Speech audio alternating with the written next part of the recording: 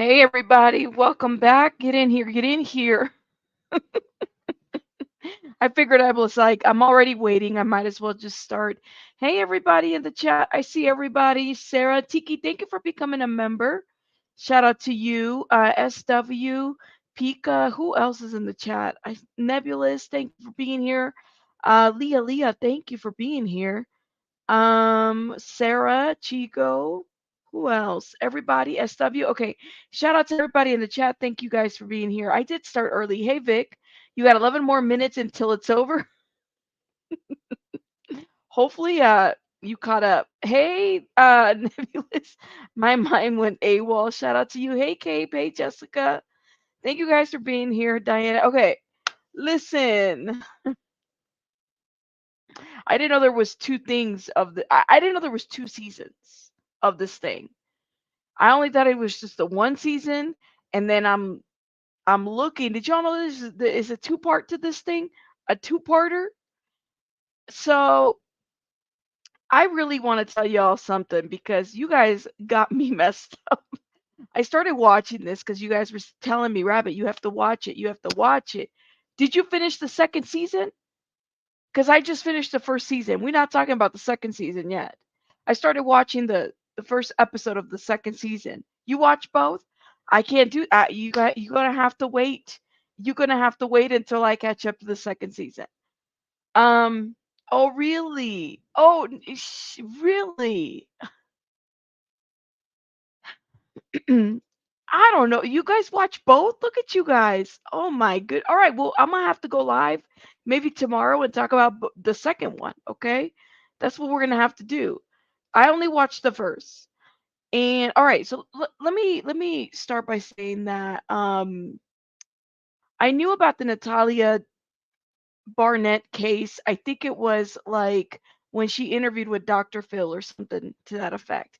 And she was making some good, it's just some accusations that I didn't quite understand. And I think that was the case where a lot of us was like, well, is she underage? Is she at the right age? The parents had their kind of issues going on as well. It was just really confusing to me. And I got done watching season one and I'm like, what the hell did I just watch? What did I just watch? For those that are not familiar, and I'll do a quick little rundown, okay? You can actually watch the series on HBO Max or on Max. Um, you could probably do it for free if there is a what is it called? Like sometimes you'll have like a trial period or whatever. You can actually watch that for free. So, for those that are wondering kind of where this stems from, I figured I'd read a little narrative about it. So, Natalia Grace was accused of pretending to be a 6-year-old girl orphan who was adopted and later abandoned by Michael and Kristine Barnett. Thanks to the investigation discovery docuseries, The Curious Case of Natalia Grace, and the follow-up special, The Curious Case of Natalia Grace, Natalia Speaks, there has been renewed interest in the adoption scandal surrounding Natalia Grace, a woman accused of pretending to be a 6-year-old orphan from Ukraine and from her former parents, Michael Barnett and Kristine Barnett. As Grace tells her side of the story, here's what to remember about the subsequent legal drama where she is now after investigation discovery aired to the Natalia Speaks finale on January 3rd. So before becoming caught up in the media scandal, Grace was believed to be a young child first adopted by the Barnett, family in 2010.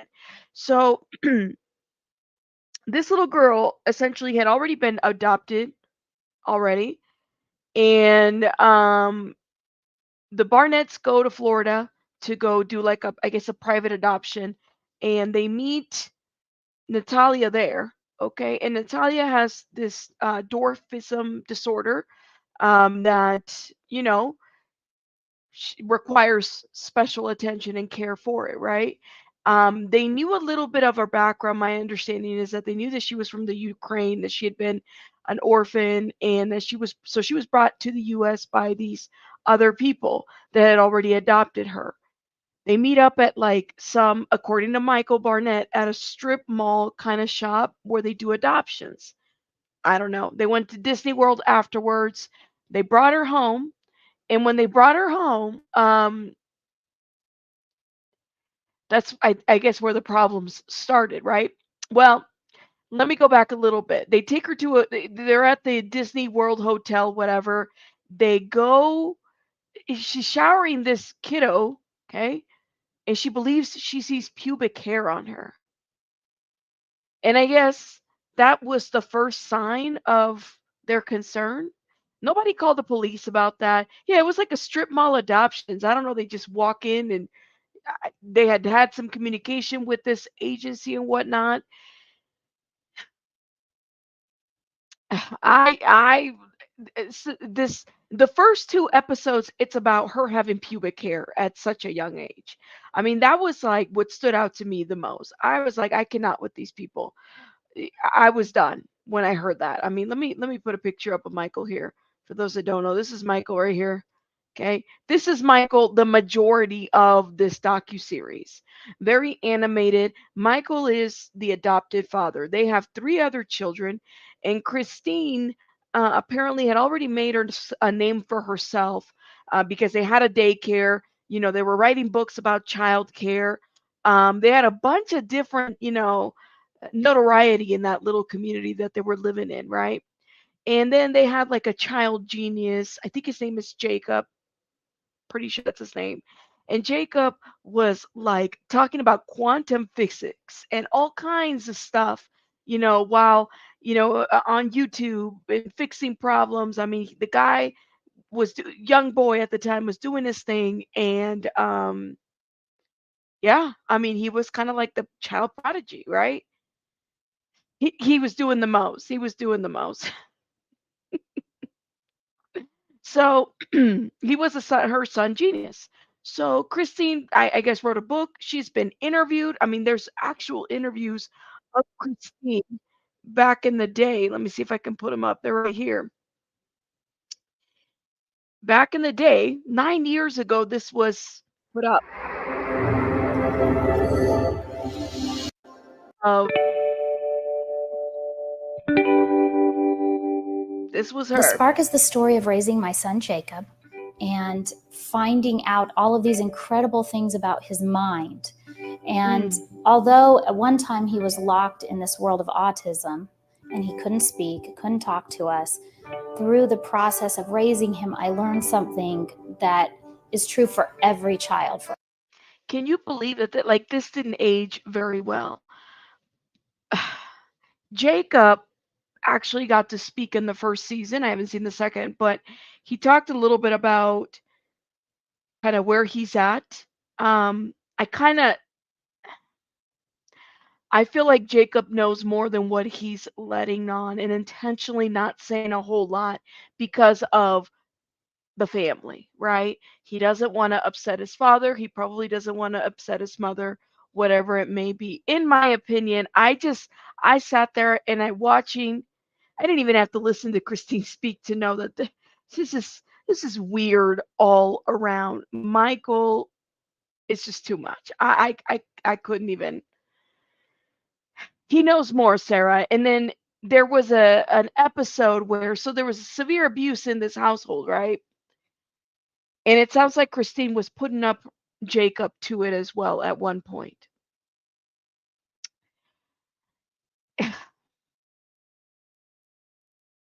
I'm trying to figure out how to say this. When Natalia was starting to have issues in the family, right? She starts I guess I start taking her to therapists. There was concerns about her, defecating or having, whatever problems. Uh, uh, you know, Supposedly storing knives under the bed, right? All this stuff. Supposedly getting up in the middle of the night, appearing in their bedroom with knives, making potential, I'm going to kill you people type of stuff, attacking the other kids, which part of that I'm like, I don't really think that that would be like beyond belief. I don't know what Natalia's upbringing or past or childhood trauma might have been, right? Keep that in mind. But when I heard Jacob speak, and Jacob speaking about, their mics are supposedly off, and then they find out that they're not. They kind of led on to say, well, they're not being completely quite honest in terms of what exactly happened. They've stored a little bit as far as information goes. And to me, I'm not surprised. I don't believe anything that anybody says at this point. Like, I just don't. I don't. I don't. But yeah, does her head spin around in circles too? Well, I mean, it's just crazy. Like, she wrote a book, okay? For all children. And I've seen it time and time again in the children that I've worked with, that if you find their spark and you are able to reach them on this deep level, the way that they actually learn, that they will dazzle and amaze you. And I think part of it too, Chai, is like this. It's like I kind of wondered if they did take her to various therapists, and while they were taking her to various therapists, if they gave her this diagnosis of she's a sociopath, and so this profession, or I'm not saying profession, I don't know what she is other than she raised her own kids, but it kind of led her to think that it was okay to, like, she isn't fixable just because you're a sociopath. Yeah, I mean, I'm not saying that's not. There's various treatments and therapies that can be done for people that have such diagnoses. It's not the end all be all, right? And so then if you know if there is a trait out there of a person that shows this, that they're a sociopath, it doesn't mean you get to throw them away. You don't, like, what do you need to do to work through that? And that's the piece that really kind of got to me when I was hearing her speak. It's amazing to me that she used to speak about parenting and stuff like that, and where she's at right now. We have a laboratory in the house, and they Mhm. do little experiments all over the place. There's circuits, and there are Look at that. electrical devices. And I wonder how much Jacob has also been emotionally stunted by all of this as well. Vic says she was trying to portray as the perfect wife for mom. They were trying to keep up with the Joneses. Like, that's what it's. Is it just me? Because when Michael opens up in the first season, he starts talking about they got thousands of dollars in the bank. They got cores. They got all kinds of stuff, right? So I was like, you're trying to keep up with the, you know, Joneses to a certain degree, right? And what is it? Picture perfect and daycare and this, when in reality, like, nothing is ever really perfect. Everybody's got issues behind closed doors. My sister-in-law has a rare type of dwarfism where she looks normal on upper torso, but small arms and lower torso. The amount of men that have fetishes and fantasies about little people is scary. Wow, Rachel. I did not know that. But that part, I just cannot. You can't keep up with the Joneses. No, you're absolutely right, Kitty Coo. It's very hard to do that. You just see everybody's like, we finished, the first season. It's a Ruby Frankie situation for sure. I also feel like we only heard one side of, like, when this story broke, we heard what was going on, but we would hear one side, at least for me, one side, which is this idea that this girl pulled a orphan on everybody, meaning, like, if y'all remember the movie Orphan, it's like it was a really bad movie when it came out, and I'm not saying like bad as in like, ooh, horrible, bad as in like the message that they had to do to make sure that people would not be discouraged from adopting kids. I'll never forget when it came out. This is back in the day when we had the DVDs. Okay. And I was working in a treatment center at that time. So I was working an overnight, right? So sometimes you get to watch movies, just to play something in the background. And while everybody was sleeping, we got to play that. And when you played the movie, they literally had to put a disclaimer out there. When you and I the disclaimer stood out to me the most. That basically said, there's a lot of orphan kids out there. This is just Hollywood fiction. Don't let this discourage you from adopting. Truly, I sat there and I said, "Oh my God, if they had to do all that, clearly people had something to say about this. Like it had to be. So people, when this news broke, people saw it as the movie Orphan. That's how it was, you know? Yes. Yes, Lola, I saw that too. I have no idea what's going on, but this guy looks like he gives you goosebumps. Okay, so for those that are just coming in, just so you guys know, we're just talking about the curious case of Natalia Grace, which apparently there was one season out. They're on season two. Everybody's finished season two but me, apparently. Okay. And it's just discussing the case of Natalia Grace, the young woman who I don't even like didn't have a childhood. Her childhood was taken from her. They legally changed her age. I don't know how the hell they got away with that, legally changing her age. The officer that responded, that gave them the recommendation, has says passed away. We don't know what happened to him. A lot of this just doesn't make sense, and this is why I'm like, why did y'all tell me to watch this? Shout out to the person that recommended it. This is a true story, Jackie Sue. It's a true story. You said I can't wait for season 3. I haven't watched season 2 yet. I only watched the first episode. So for those that are like new to this, you can find this on HBO Max. I think Discovery ID. So this is out of Natalia's words, and they're interviewing Michael. And I don't even know if Christine has spoken yet or anything at this point. Yes, they did vilify this poor girl. They did. You could, like I said, you could watch the series on HBO Max or Discovery ID. You have to watch the first one. We gonna review this. I have to review the second series, you guys. I have to. Okay, so people have now started talking about this case again, given that it sparked interest with this new docuseries. So Natalia tells her side of the story here. Here's what to remember about the legal drama that happened and where she is now after the investigation discovery aired that Natalia Speaks finale on January 3rd. So be, before becoming caught up in the media scandal, Natalia was believed to be a young child first adopted by the Barrett family in 2010. Soon after, Grace, who has a form of dwarfism, I don't know how to say it, but I'm just going to say dwarfism, was accused of being an adult before she was eventually abandoned by her adoptive parents. Grace has since confronted her former adopted father, twice to be exact, in an explosive episode of Natalia Speaks. I'm going to have to watch that. The Barretts allege that Grace tried to poison Kristine and push Michael into an electric fence. Well, it was actually, they were trying to the allegation was that she was trying to push Kristine into an electric fence. I remember that. Before leaving Grace behind in Lafayette, Indiana, and in an apartment in 2013, they had her legal age change from 6 to 22 years old. And then the Barretts, okay, the Barnetts, excuse me, the Barnetts, Michael and Kristine decide to move to Canada with Jacob and the other kids to, I guess, pursue their education and whatnot, right?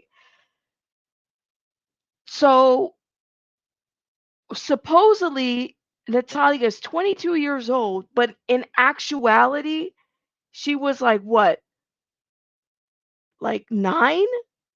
Yes, yes. How do you legally reverse someone's age?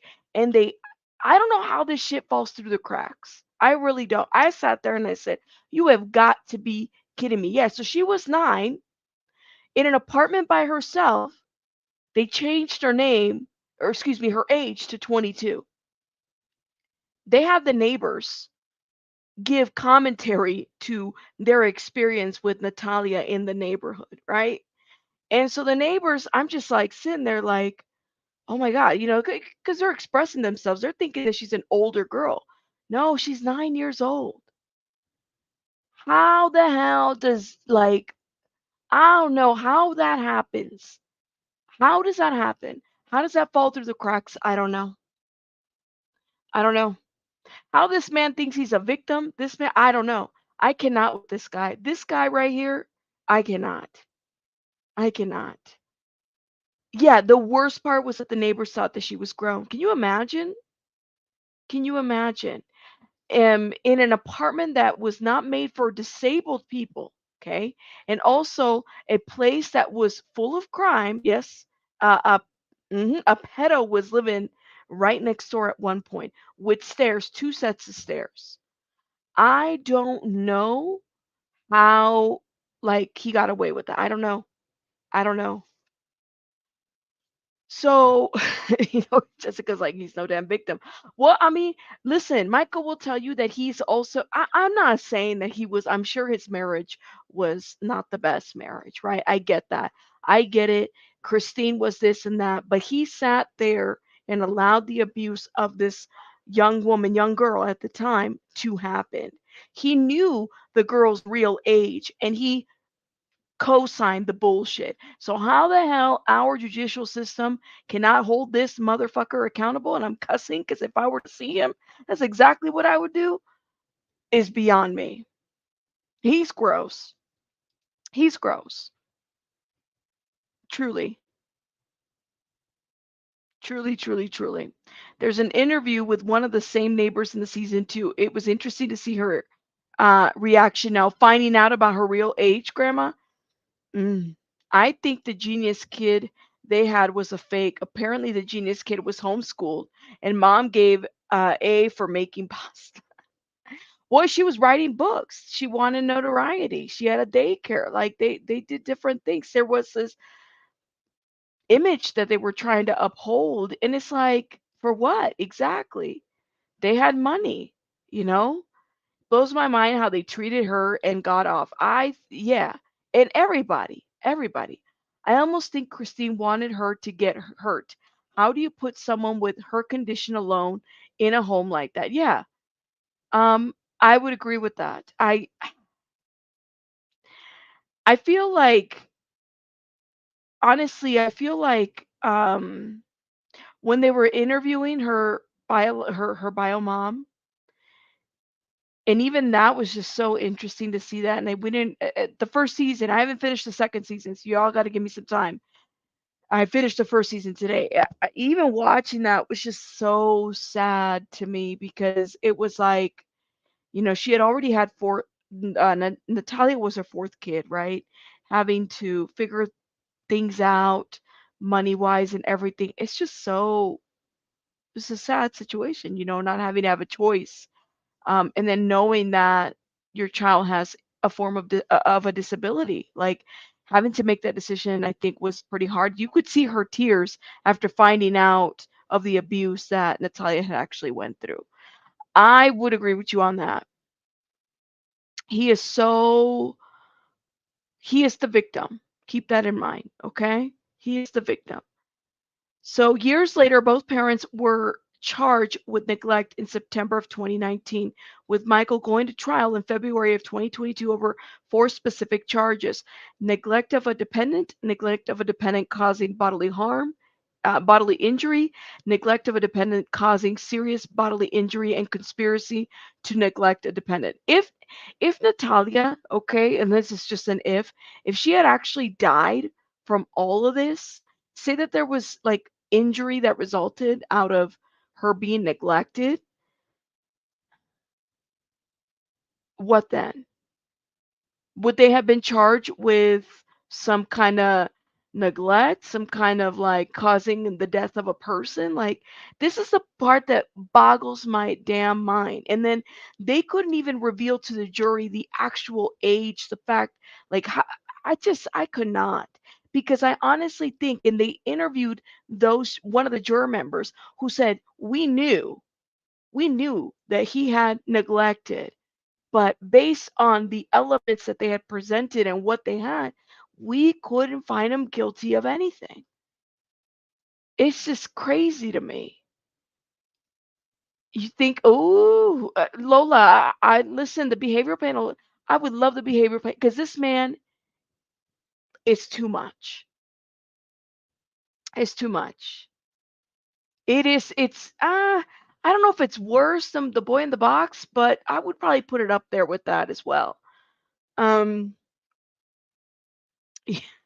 You know what's so funny, Christy, is that uh, I was reading what some of the people's like, comments about Michael, and just feeling like they listen. Twitter was dragging Michael. They said no, Michael. They were dragging Michael. That's a matter of fact. That's where I got that picture from. Look, they said they should send this dude to jail just for being weird and annoying. Somebody said, "You fucking piece of shit. You abused this poor woman as a child, got off scotch-free, got her to agree to this meeting, and now when she wants answers, this is how you act. Of course it is. Rotten hell, you bastards." Oh Oh God. wow.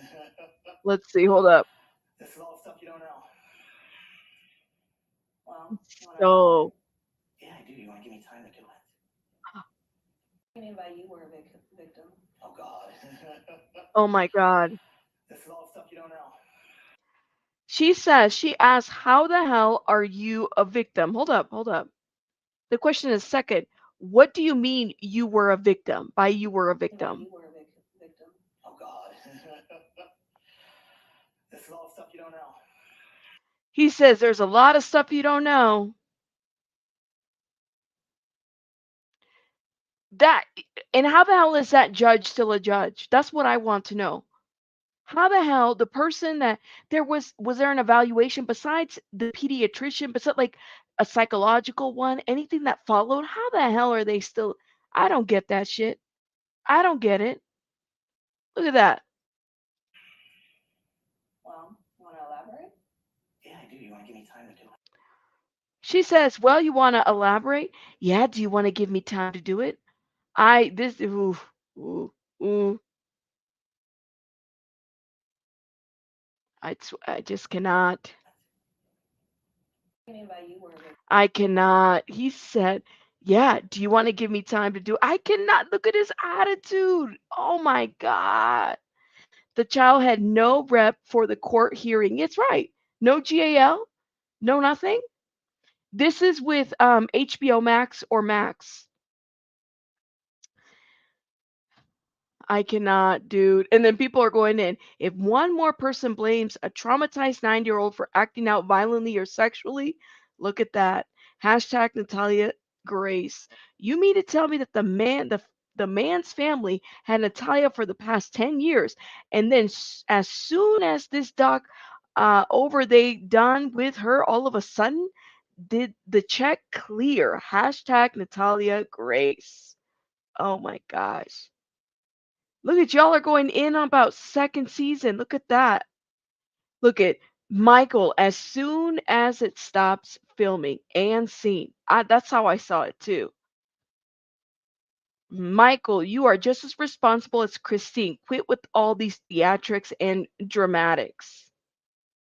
Oh my God, they're even dragging the lady. She was the one that was complaining about Natalia. They said, shame on this old bee. Oh, wow.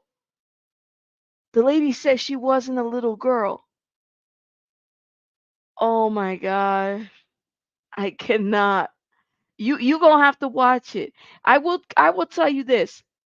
It's on Discovery ID. Yes. You gonna have to watch. Look, I'm gonna tell you that it is long. The first season, 6 episodes is too long for me. But I will say that once you watch and you watch, you really can't stop watching. Like I was like, I'm gonna have to finish this whole thing today. I really am. Truly. You think Kristine was played off personally? Paid off? I think that the second season is going to be more on Natalia's point of view. The first season is at the point of view of this character right here and Jacob, who his son, and the neighbors and other professionals that were involved. That's what I think the first season is about. The second season is truly where we get to hear Natalia. I just finished second season and came to YouTube by rabbit. I've not watched the second season. I'm barely on the first. Well, I just finished the first, but I'm on the first episode of the second season. I said I didn't know there was another season of this. Yo, the second season is better because you get the real answers. All right, Are we gonna have a live about the second season? Is that what I'm hearing? You guys let me know. Because I don't know what to make of this, but I will say it's long, but it's definitely worth the watch. Natalia told her scary story because she was a little kid, scared. What would happen if the lady got close? Poor kid, Rick Spicer says. Um, Natalia had a DNA aging test. It says she's 22 to 23 now, 9 when adopted, and 12 when she was put in the apartment. She was a child. Yeah, we will. We will. I'll probably finish the second season I'll probably watch it tonight and finish it by tomorrow. Let's see what y'all are saying. Yes, I got to hear your take after the second season. That neighbor, those neighbors, I wonder how they feel now. Like now I'm like, I wonder how y'all feel that that you were living that was a little kid. It was neglect, abandonment, not to mention that she was also like the environment that they put her in was not meant for her. Um, it's just really sad and upsetting to see how this situation went. And to me, in my opinion, both of these scumbags, Kristine and Michael, bear some responsibility, especially like I just don't personally I cannot stand this guy. I cannot. I sat there and I really tried to look at this in a way in which was like um from the point of view of trauma. Like let me just say for a minute, let me just say that this man, and I'm not saying that he wasn't traumatized in his marriage, but I really try to bring some empathy out of me over that and I couldn't. The empathy was gone. I couldn't do it. I said maybe this man was really, traumatized and he needed, the wife really did a number on him, and his mama came into the series too, talked about how abusive Kristine was. I tried to get some empathy there, and it just wasn't there for me. Nope. But he would like everybody to think that that's the case. He felt like, oh my God, he felt like, did y'all remember the part? There was a part where he talked about the fact that that Kristine had withheld sex and that he almost felt like a victim because she withheld sex from him. I felt uncomfortable with that. I'm not gonna lie, like I don't know what it was. Victim. But y'all remember that part? I would not be surprised if because those lawyers were trash to me too. I said, you have got to be kidding me. So there was a part, I think it was like the fourth episode, where it was Barnett versus Barnett. I think that's the fourth one. And he pulled in the tears and talked to, and he knows how to pull in tears. At the very ending, he's like, am I going to have to, cry here? There was a part where he talked about how he is a victim because Kristine had withheld sex from him. And that was something like he just felt victimized. I thought he was going to talk about how he had been raped or something. No, that he doesn't even go into that. He talked about the fact that he is victimized because sex was withheld from him. Something wrong, I feel like the question. The men sometimes happening where they are too embarrassed. They had to make up stories. She should be suing them for extreme emotional distress and get their money, whatever money that they have. The emotions were all over the place. Like, get it together, dude. I get it, but get it together. Okay, thank you. Is that all right? So it says withholding sex. This is interesting. That's what it was, withholding sex. But was that a form, like Cat in the chat, did you all feel like that was a form of Kristine somehow, like he's a victim of that? If somebody withholds sex from you, is that like, are you a victim of that? I felt that that was like the most oddest thing to kind of flip over. I sat there and I've never understood. Okay, so he says withholding sex is how we punish our husbands for minor infractions. It does not make them a victim.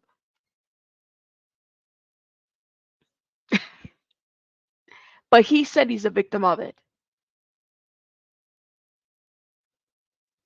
He said he's a victim of it, withholding sex. It's something, but it's not sexual abuse. He is not a victim on anyone. Sex is not guaranteed. Cece, right? Cece's like, well, sex is not guaranteed. It's not guaranteed in any marriage. It's not guaranteed in any relationship, right? Yeah. There was like it was really, y'all got to watch it because listen, I would love the body behavioral panelists to analyze this behavior. But when he did that, he did a flip and the waterworks just came in. And he said, and then what killed me is that they put his mom, right? His mom on that commentary. That was just like, I don't know what they did to my son. Kristine did a number to my son. I don't know what he did to my son, but she did a number. He did call it abuse. That shit threw me off. I was not ready for that. I was not ready for that. I think that was episode 4 or 5 or something. I was not ready for that. They all lied all along about the agency who did the adoption. Absolutely, Abby. Absolutely. He had no specifics. No. So then I guess she was cheating on the guy. I'm sure that was hard to find. I'm not taking that away, but I literally felt like, what the hell am I watching? Like, this guy is made for reality TV. I Listen, he should get a YouTube channel.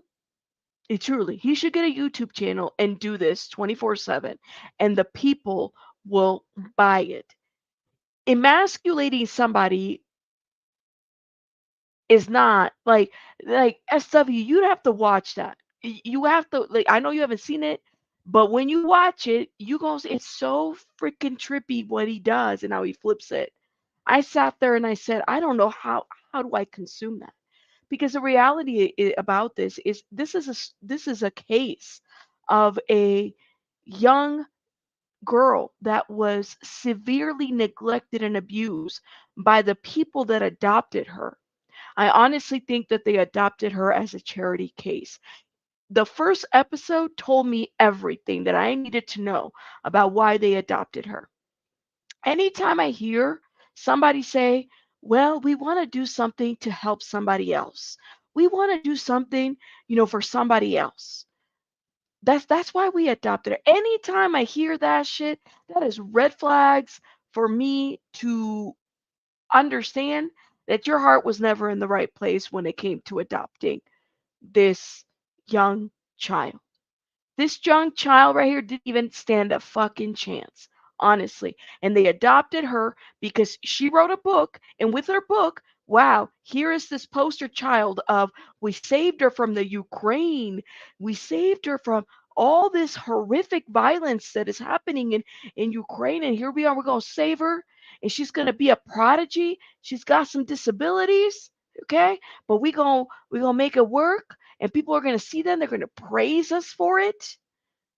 It was a trophy situation, just like they were trying to keep up with the Jonesons. Nice cars, good parenting, which, by the way, nobody's ever a good parent. We all make mistakes. Okay, let's get it together. We always make mistakes.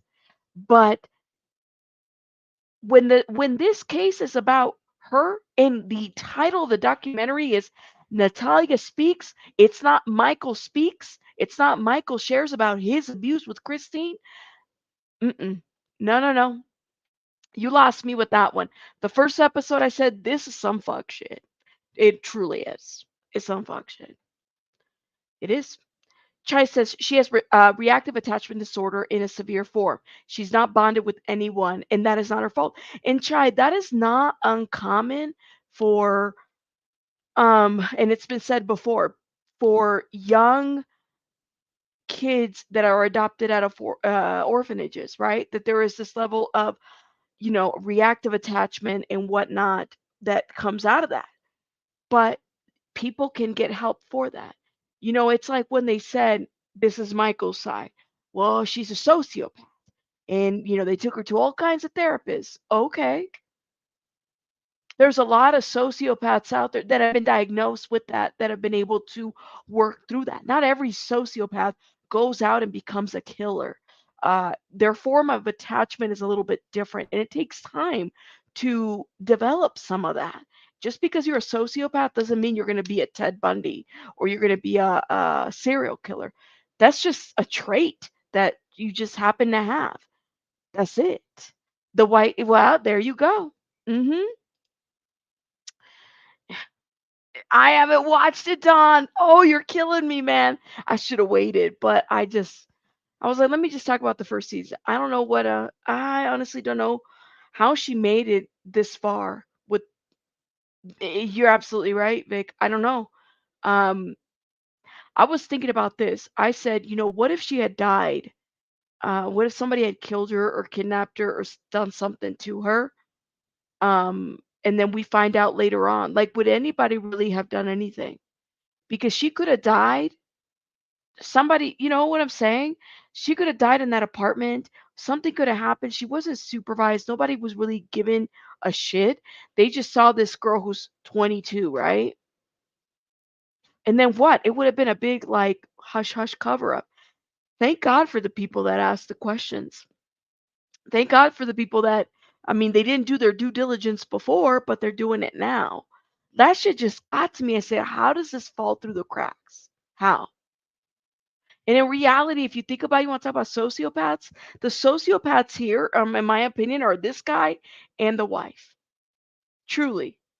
Like, y'all did so much. Like, this is crazy.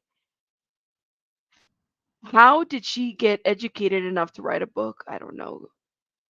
She's physically disabled person that has challenges with activities of daily life, and this would cause mental health issues when parental support is not there. Absolutely. How could she thrive? Absolutely. And that second apartment was worse for her. She could have gotten hurt and everything. They did it for the money. Yeah. I mean, listen, they adopted her. They took whatever. Okay, we got a little party, notoriety. Here we are going above and beyond. We get her an apartment. We get this SSI, SSDI checks under our names and stuff like that. And then it's done. Right? We did our due diligence. It's just like, wow. And the fact, I just sit there and I'm like, this guy has no shame in his shit. Like, Michael, you have no shame. I cannot. No shame in his whatsoever. I mean, he sits there and he's just like, it's cool. So let's get right into something that you will not believe. Of all the strange adoption stories out there, very few are as unbelievable as the case of Natalia Grace. Watch. You may remember the unusual story of Natalia Grace, a Ukrainian orphan with severe dwarfism adopted by the Barnett family in Indiana, then allegedly abandoned years later. Then out of nowhere, we got a phone call from an adoption agency in Florida. And this interview, I remember when the story broke, right? When the story broke, I remember like having this premise of this is like an orphan situation, right? Like the movie where suddenly they adopt this girl they thought was 6 and truly she was in her 20s and she's a psycho, sociopath killer and she's trying to hurt them and poison the family. They had reached out to us and they said, hey, we've got the perfect child for you. Here's all we're going to give you. Here's 2 pictures. Here's a Ukrainian language birth certificate. And here's 1 doctor visit from 2 years before. And this is bullshit because we start finding out. I got to the first episode on the 2nd season. We start finding out that they actually had email communication with the adoption agencies. They had a lot more information than what they're letting on. You have 24 hours to tell us whether or not you want to adopt her. We went and signed paperwork, and the next thing you know, Natalia was ours. They began to suspect things were not what they seemed with Natalia. Now we're very concerned and very worried. is Natalia 6? Is she older? We would find knives under her bed. There was And I wouldn't be surprised if the mama put them there. Okay? I wouldn't be surprised if Kristine put them there and staged them there. I cannot. a moment when I woke up in the middle of the night and Natalia was standing over my bed with a knife in her hand. She began to attempt to harm my sons in a very serious manner. And you know what the crazy part is this. It's like I would have believed some of this had it not been when their mic was on. I think it was like the 3rd episode. Their mic was it Jacob's mic and Michael's mic was on, and they were talking about how, well, we weren't really sure, I'm gonna not tell this part, but you tell your part. Bullshit. Bullshit. I cannot with the lies, Linda. I'm going to kill you, you're gonna die. She was re-aged as a 22-year-old and given an apartment. She was then taken in by another family nearby a year later. Prosecutors allege that in July of 2013, the Barnetts left their daughter in the Lafayette apartment, then moved to Canada. For years, her story was scrutinized. A 6 or 7-year-old child living in an apartment alone for a year? That's just not believable to me. Nope. Are you a 33-year-old scam artist? No. But what if that is not the full story? A woman who claims to be Natalia Barnett's biological birth mother has come forward to say that she is. And they did a DNA test, and that shit just blew up. We know her age. We know exactly, like, Natalia was telling the truth the whole fucking time. Child. What if this adult, pretending to be a child, was actually a child the entire time? Will we ever learn the truth of what happened? Only time will tell. Wow. Joining us now to talk all about the curious case of Natalia Grace, please welcome to the show veteran legal expert Beth Karras. Yeah. And Beth Karras gives commentary on the first season. I think she's also doing it yeah, she does it in the second season because I saw the first episode thus far. Hi, everyone. Thanks for having me. Thank you for being here. So let's just go to the start. How did Natalia come into the Barnett family's lives?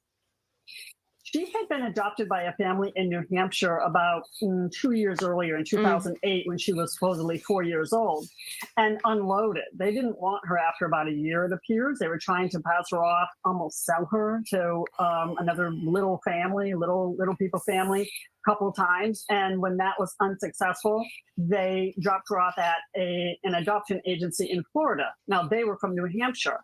And that's when the Barnetts got the call that they had 24 hours to come and get this little girl, or else she was going to be turned over to foster care. And that was in 2010, so they thought they were adopting a 6-year-old. So when did the Barnett family begin to suspect that maybe she was much older?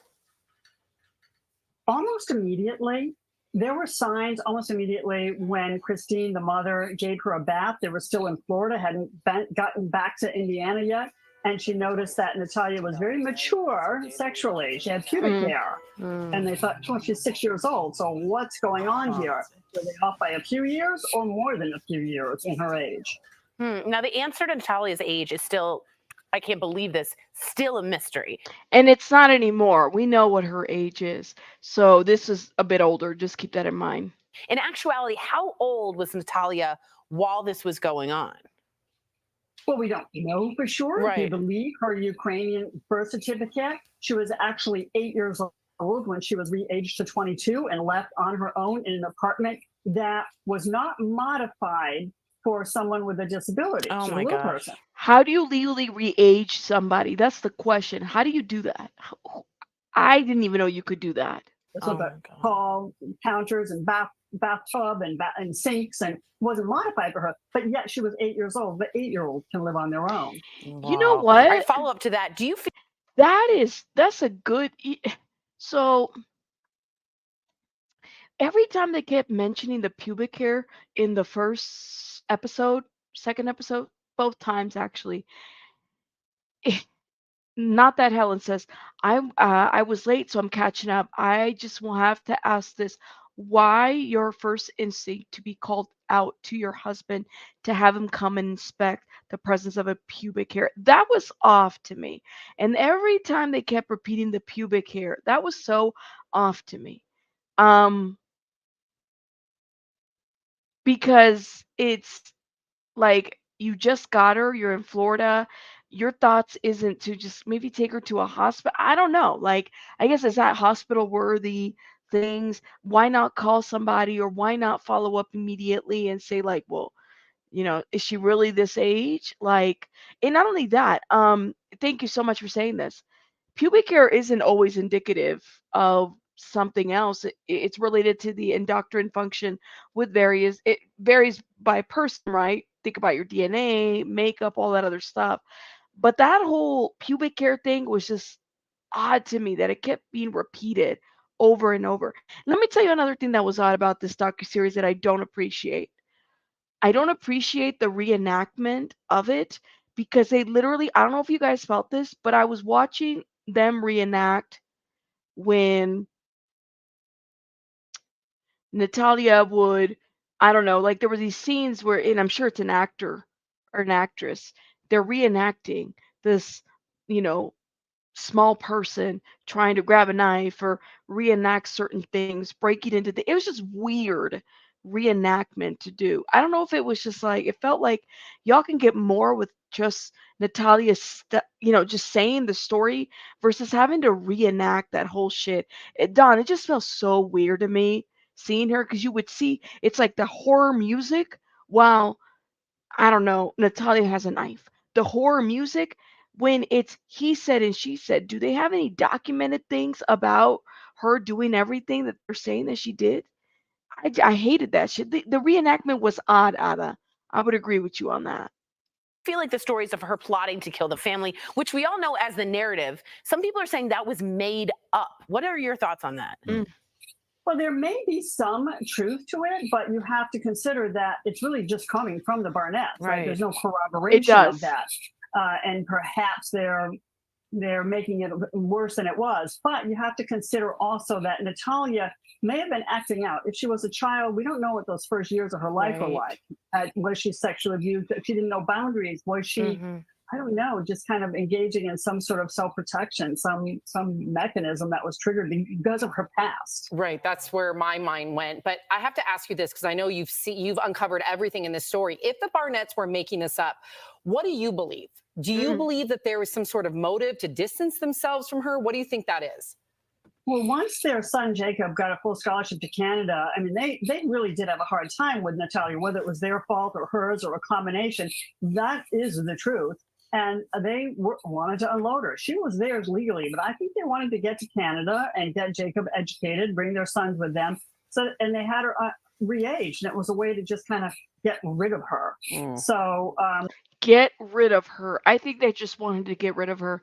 I think that she just got in the way after a while. Like I said, they used her as a trophy to a certain degree. Like, look what we did, and we are great humanitarians and whatnot. And then she just kind of got in the way.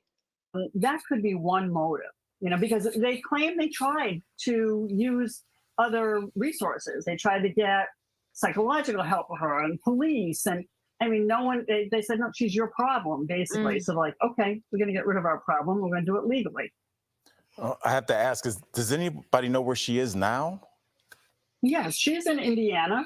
She was taken in by another family, and she is older, well-adjusted. She's either 19, turning 20 later this year, or 34, depending on what you believe. Wow. And she's doing quite well. Wow, Beth, this case is absolutely crazy. Thank you for sharing your expert analysis. DBL Nation, the curious case of Natalia Grace continues tonight on ID. Thank you. Well, so that is just a little snippet. And that lady is a commentator. She's a legal analyst as well. 21 was the age that could relinquish her. Well, there you go. People collecting children, right? That's what it seems like. They stuck her in the apartment and left the United States to live in Canada. Right. I don't understand how they weren't held accountable for neglect. I don't either. Because I think part of it is because they withheld evidence from the jury. They wanted to convict Michael, this guy right here, for those that are coming in. Where's that picture? This guy. It just gets on my nerves. I cannot. So I am on season 2. Should we review season 2 tomorrow? Let me know your thoughts in the comments, because I could finish season 2 clearly in a heartbeat. I went through it. I just don't like the fact that they don't have like a, you know how you can like hold up. You know how you can't speed through it? Okay, why am I hearing I'm hearing myself speak. Hold up, guys. Yeah, I want to like hurry up and review it, but it's gonna take me a minute to do so. Should we review it tomorrow? Let me know. Season 2 Rabbit. And Nancy's like, Season 2 Rabbit, review it tomorrow. Review Season 2 tomorrow. Go vote, please. And make sure you guys are hitting the like button, please, and thank you. Being that she's a little person, I'm betting that her body was out of whack because of all her health issues. She could have had hair and periods. Exactly, Marie. We don't know what her physical development is, and then she has, the disability that she has. I will, if I review a season, it's the whole thing. I just didn't know there was a season 2. I finished season 1. I had already scheduled this. I said, well, damn, now I gotta wait. I gotta see season 2. Oh Lord. All right. Chai's like, you gonna fall out. Don't tell me what it is. Because I almost fell out here when the first season, that last episode, I said, you have got to be kidding me. I could not. Oh my God, y'all are going into, okay. We got 42 votes, 43 votes. Go vote. Okay. 7% said no. All right. Well, you lose because 93% said go review season 2 tomorrow. That's what I'm going to do. Don't give me no spoilers. But let me tell you, because was it B10? B10 was like, Rabbit, go watch this. I think it was yesterday when we were live. I said, oh, Lord. Sure. I cannot. It gets crazier. Oh, geez. How can it get any more crazier? My head's going to be spinning. Okay. All right. Well, don't tell me. I have to start it tonight. Who ain't voting? We got some trolls if they're not voting, and those that are not hitting the like button. Oh, Jesus. As if I couldn't even. Listen, I'm about to give this guy a clown face, and we're going to put him up on our thing, okay? It does get crazy. I'm going to review it tonight. I'm going to watch it tonight, and we're going to talk about it tomorrow, okay? Cool? All right? We will do that. We will do that. Oh my gosh. I'm a binge watcher when I watch it. But see, that's the thing. It's like these episodes are so long. They're long, but you cannot not watch it. Like you have to watch it. That's the thing about it. I'm just saying. There's a reason why the end ended like it did. I could tell you firsthand from the family if you want. Oh Lord, no. Don't tell me. Yeah, I'm gonna watch it tonight. Okay. Am I gonna get more annoyed? Y'all. Okay. All right, y'all. Thank you. Love for telling everybody hit that like button, please, and thank you. Make sure you guys are voting. All right, I got 58 votes thus far. It's a small chat tonight, which is cool. You're excited for the clown face? I'm telling you, if this shit makes me mad, I'm coming back and I'm gonna say something to you guys because watching this was just too much for me. Now everybody's gonna have to watch it. If you SW, you're gonna have to watch it too. You have to watch it. If you watch anything, make sure the last 3 episodes. So make sure you watch all the last one to the last minute. My stomach is hurting just thinking about it. All right. Stay tuned for tomorrow. If I'm gonna be annoyed, stay tuned for tomorrow. All right, guys, I'm going to let you guys go. Let me know your thoughts. Again, if you want to watch the first season, you can watch it on HBO Max. That's where I saw it. HBO Max, they have the free trial. Try it. I did not know there was a season 2. I finished season 1, so I got to watch season 2 now. I started the first episode of season 2, so that's where I'm at right now. We will see what happens. Tomorrow, I'm going to go live. We got a couple of lives to do tomorrow, but we definitely going to review season 2 of this one. I will see you guys tomorrow. I'll talk to you guys later. You guys have a great night, okay? Bye, guys.